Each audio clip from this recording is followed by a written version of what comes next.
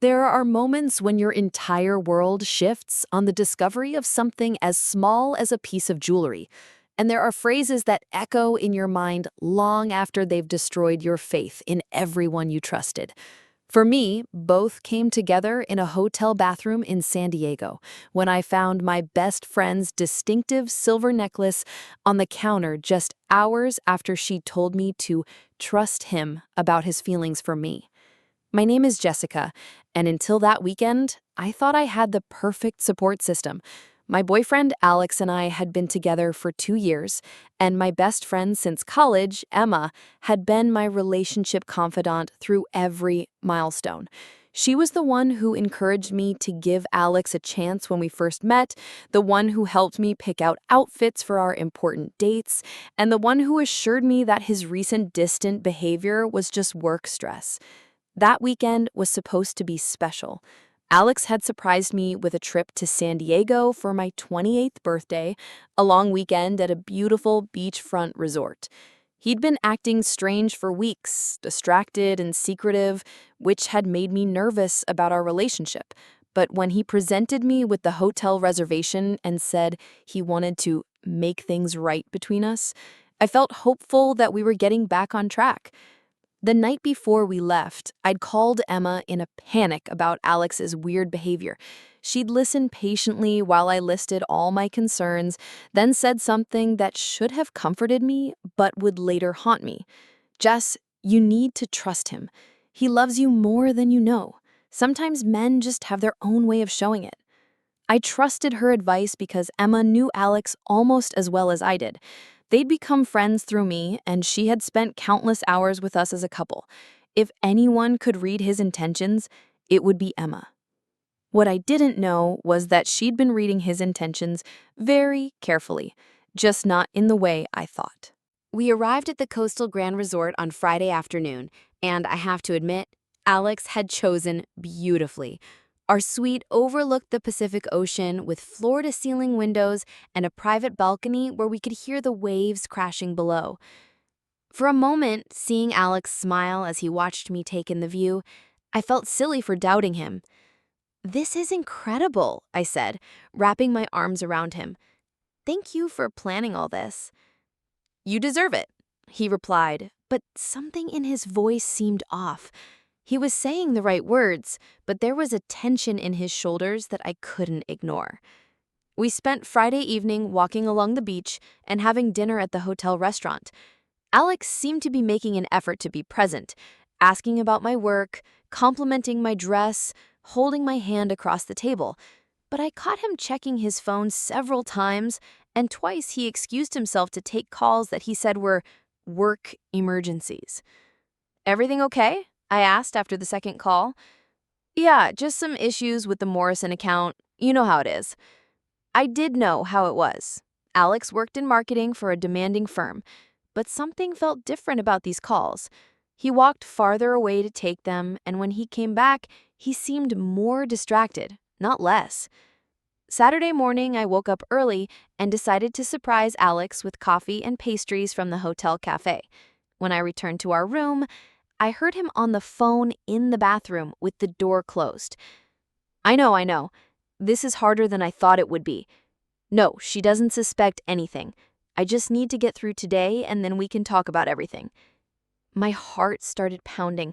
I stood frozen outside the bathroom door, holding 2 coffee cups and wondering who he was talking to and what I wasn't supposed to suspect. "I miss you too," he continued. "This whole weekend feels wrong without you here." I nearly dropped the coffee. Without thinking, I backed away from the door and quietly left the room again, my mind racing. Who did Alex miss? Who should have been on our romantic weekend getaway? I spent the next hour walking the beach alone, trying to process what I'd heard. When I returned, Alex was dressed and cheerful, asking about the coffee I no longer had. "Sorry, the line was too long," I lied, studying his face for any sign of guilt. "No problem. Ready for some beach time?" I nodded, but inside I was screaming. The perfect weekend was turning into a nightmare, and I had no idea how much worse it was about to get. Saturday passed in a haze of forced normalcy. We lounged by the pool, walked through the nearby shops, and had lunch at a cafe overlooking the harbor. Alex was trying hard to be the perfect boyfriend, but I could see through the performance now. Every smile seemed calculated. Every romantic gesture felt rehearsed. The worst part was that I started second-guessing myself. Maybe I had misheard the phone conversation. Maybe "I miss you too" was directed at a family member or a close friend who couldn't make it to San Diego. Maybe I was being paranoid because of the relationship insecurity I'd been feeling lately. But then, during lunch, Alex's phone buzzed with a text message. He glanced at it and immediately flipped the phone face down, but not before I caught a glimpse of the contact name. M. Heart emoji. Emma. Alex was getting heart emoji texts from Emma. "Who is that?" I asked, trying to keep my voice casual. "Just work stuff," he said, but his eyes wouldn't meet mine. Emma had never texted Alex directly, as far as I knew. If she needed to reach him, she went through me, and she definitely wasn't work stuff. Alex didn't even work with anyone named Emma. I excused myself to go to the bathroom and immediately called Emma from my cell phone. "Hey, birthday girl," she answered cheerfully. "How's the romantic getaway going?" "It's great," I lied. "What are you up to today?" "Oh, just running errands, cleaning my apartment, boring Saturday stuff. Are you having the best time? Is Alex being romantic?" She sounded normal, chatty, like always. But if she was just cleaning her apartment, why was she texting Alex with heart emojis? "Yeah, he's being great. Hey, have you talked to Alex at all this weekend?" There was a pause that lasted just a beat too long. "Talked to Alex? No. Why would I talk to Alex? You two are on vacation." "No reason, just wondering." But there had been a pause, and in that pause, I heard something I'd never heard from Emma before: guilt. When I returned to the table, Alex was typing on his phone. He quickly put it away when he saw me coming. "Everything okay?" he asked. "Fine. Just checking in with work." We spent the rest of the afternoon on the beach, but I couldn't relax. Every time Alex's phone buzzed, I watched his reaction. Every time he smiled at me, I wondered if he was thinking about someone else. That evening, as we were getting ready for dinner, Alex suggested we go to a restaurant downtown instead of eating at the hotel. I found this amazing place online. Very romantic, perfect for your birthday dinner. But I was starting to wonder if the real reason he wanted to leave the hotel was because he was expecting someone. We ended up staying at the hotel for dinner after all. Alex claimed the downtown restaurant had lost our reservation, which seemed convenient given how much effort he'd supposedly put into finding the perfect place. During dinner, Alex kept checking his phone under the table. I pretended not to notice, but I could see the blue glow reflecting off his wine glass every few minutes. "I'm going to freshen up before dessert," I said, standing up from our table. "Take your time," Alex replied, immediately reaching for his phone the moment I walked away. I went to our room instead of the restaurant bathroom, planning to touch up my makeup and maybe give myself a pep talk about getting through the rest of the evening. But when I walked into our suite, I noticed something that made my blood run cold. The bathroom light was on, and I distinctly remember turning it off before we left for dinner. I approached the bathroom cautiously, my heart pounding. Had housekeeping been in our room? But we'd put the "Do Not Disturb" sign on the door that morning. I pushed open the bathroom door and immediately saw it. A delicate silver necklace lying on the marble counter next to the sink. Not just any necklace, Emma's necklace, the one with the tiny constellation charm that I'd helped her pick out for her birthday last year. The one she wore almost every day. The one she claimed was her signature piece. I picked it up with trembling hands, as if touching it might somehow make it disappear or prove that I was hallucinating. But the weight of it was real. The familiar tiny diamonds spelling out Leo were unmistakable. Emma had been in our hotel room. Emma had been in our bathroom.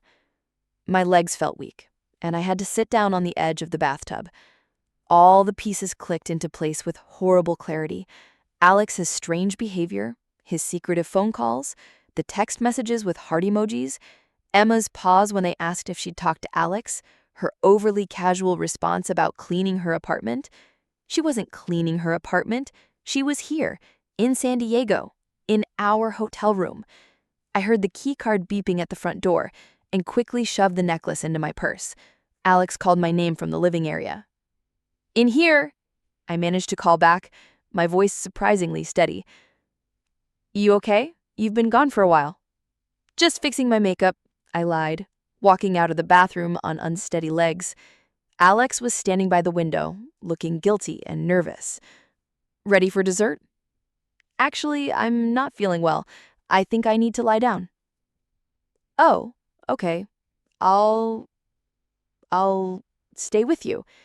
But I could see the disappointment in his eyes, and I realized he'd been hoping I'd be busy so he could text Emma back. I spent the next hour lying in bed, staring at the ceiling while Alex sat on the balcony supposedly getting some air, but really texting on his phone. Every few minutes I could hear the soft chime of incoming messages. The necklace felt like it was burning a hole in my purse. I kept thinking about how Emma had been wearing it just last week when we met for coffee, how she'd touched it absently while giving me advice about trusting Alex, how she'd probably taken it off in this very bathroom, maybe in a hurry, maybe distracted by guilt. Around 10 p.m., Alex came back inside. "Feeling any better?" he asked, but his eyes kept darting toward his phone. "A little. I think I just need to sleep it off." "Good idea. I might stay up and read for a bit, if that's okay. Don't want to disturb you." By read, he obviously meant text Emma. "Actually," I said, sitting up in bed, "I think I left my earrings in the bathroom. Could you grab them for me?" Alex looked panicked for a split second. "Earrings? I don't see any earrings in there." "The small gold ones. Check the counter." He disappeared into the bathroom, and I heard him moving things around. When he came back, he was empty-handed but sweating slightly. "Nothing there. Maybe you left them at the restaurant." "Maybe." I watched his face carefully. "It's strange, though. I could have sworn I saw something silver on the counter earlier." His face went completely white. "Silver? I didn't see anything silver." Probably just the lighting playing tricks on me." Alex nodded too eagerly. "Yeah, definitely the lighting." I lay back down and pretended to fall asleep, but I was actually watching Alex through barely open eyes. He waited about 20 minutes, then crept out onto the balcony with his phone. I could hear fragments of his whispered conversation. "She almost found it. I don't know how you forgot it. We need to be more careful. I love you too." Those last 4 words hit me like a physical blow. I love you too. He was telling Emma he loved her while I lay 10 feet away, pretending to sleep. I waited until Alex came back inside and actually fell asleep. Then I quietly got up and went into the bathroom. I needed to see if there were any other signs of Emma's presence that I'd missed. That's when I found the second piece of evidence. A hair tie that definitely wasn't mine, wrapped around the towel bar. Emma's hair tie, the blue one with the tiny pearls that she'd bought at that boutique we'd visited together last month. My best friend hadn't just been in our hotel room, she'd been in our shower. The betrayal was complete, and now I had to decide what to do about it. Sunday morning, I woke up with a strange sense of clarity. Alex was still sleeping, his phone charging on the nightstand beside him. I got dressed quietly and went down to the hotel cafe to think. Over coffee, I made my decision. I wasn't going to scream or cry or make a scene. I was going to handle this with dignity, and I was going to get the truth. When I returned to the room, Alex was awake and scrolling through his phone. "Good morning," he said, not looking up. "Feeling better?" "Much better, actually." I sat down on the chair across from the bed. "Alex, we need to talk." Something in my tone made him look up. "About what?" I pulled Emma's necklace out of my purse and placed it on the coffee table between us. The color drained from his face. "Where did you find that?" "In our bathroom yesterday evening, right next to the sink where Emma left it." Alex opened his mouth, then closed it. He looked like he was trying to come up with a plausible explanation and failing. "I can explain." "Can you? Can you explain why my best friend's jewelry is in our hotel bathroom? Can you explain why you've been texting her with heart emojis? Can you explain why you told her you loved her last night on the balcony? You were listening to my phone calls? I was lying in bed 10 feet away, Alex. You weren't exactly being subtle. He sat up, running his hands through his hair. Jessica, this isn't how I wanted you to find out. Find out what, exactly? Emma and we've been seeing each other for about 3 months. 3 months? So when I called you last week worried about us and you told me to trust him, you were already sleeping with him? Alex looked confused. You called me last week? I laughed bitterly. Not you, Emma. I called Emma worried about your strange behavior, and she told me to trust you. She said you loved me more than I knew. Jessica, she was here yesterday, wasn't she? That's why you wanted to go out to dinner. You were planning to meet her in our room. Alex nodded miserably. She drove down from LA yesterday afternoon. We were going to tell you together after your birthday. How considerate of you both. We didn't plan for this to happen. It did. For 3 months, Alex. Nothing just happens for 3 months. Alex sat there looking defeated, like a child who'd been caught in an elaborate lie. Jessica, I'm sorry. I know this is terrible timing with your birthday and everything. You're sorry about the timing? I laughed, but there was no humor in it. Alex, you're missing the point. You've been lying to me for 3 months. Emma's been lying to me for 3 months. While I was asking her for relationship advice, she was sleeping with my boyfriend. We were going to tell you. When? After you'd figured out a way to make it my fault? After you'd convinced yourselves that I somehow deserved this? You didn't deserve this. You're a good person, Jessica. This isn't about you. You're right. It's about you and Emma being cowards who couldn't end one relationship before starting another. I stood up and started packing my suitcase. I'm leaving. Jessica, wait. Can we please talk about this? Can we try to work through it? Work through what? You're in love with my best friend. You told her so last night. There's nothing to work through. But we have 2 years together. We had 2 years together. Past tense. The last 3 months don't count because you've been living a lie. I zipped up my suitcase and headed for the door. What about Emma? Alex called after me. Are you going to talk to her? I turned back to him one last time. Emma made her choice when she decided to drive down here yesterday. She chose you over our friendship. I hope it was worth it. 3 hours later, I was on a plane back to Los Angeles. I'd changed my flight, checked out of the hotel, and blocked both Alex and Emma on every platform I could think of. The hardest part wasn't losing Alex. I'd realized that if he could do this to me, he wasn't the person I thought he was.